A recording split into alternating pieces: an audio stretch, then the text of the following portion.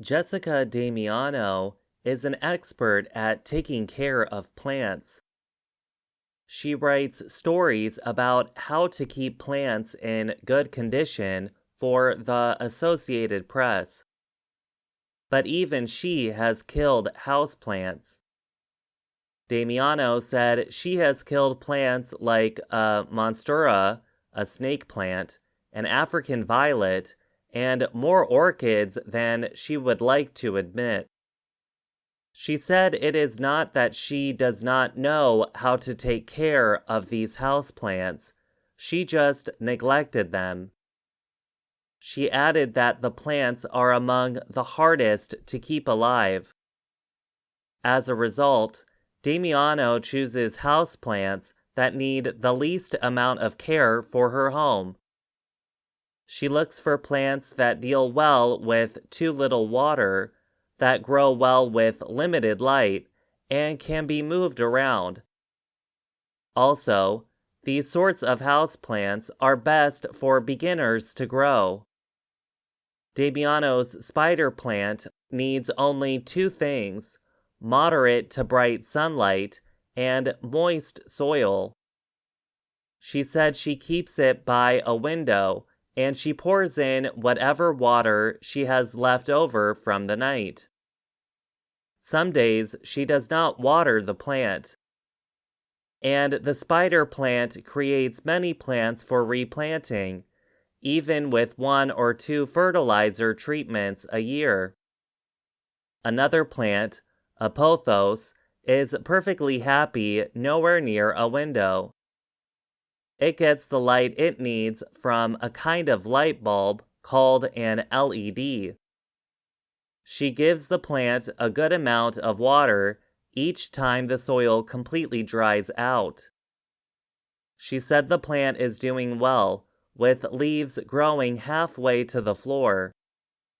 Chinese evergreen is a beautiful houseplant that does well in low-light conditions. Damiano said all you need to do is keep the plant's soil lightly moist at all times, and fertilize every other month over the winter, and every month for the rest of the year. Catching Z's means to sleep. And the ZZ plant, Zamioculcas zamiifolia, requires so little care that you can almost sleep while taking care of it, Damiano said. It does not like a lot of water or bright light. Make sure the soil drains well. The plant actually does best in low-light conditions.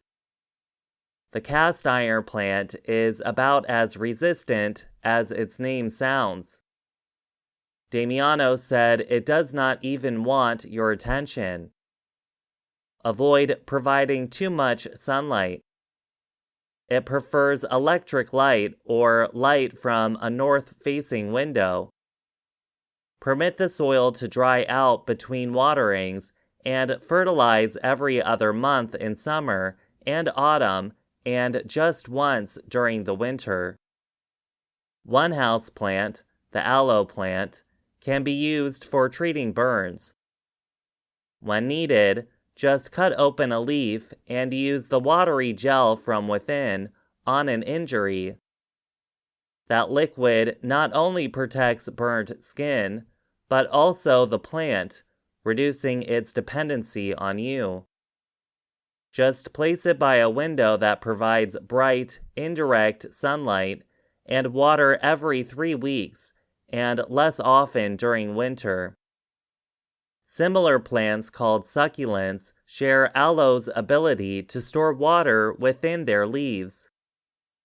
These sorts of plants usually do well inside where conditions are dry and warm. Most also share aloe's lack of requirements, making them a good fit for new, or neglectful, plant parents. I'm Gregory Stockel. Jessica Damiano is an expert at taking care of plants.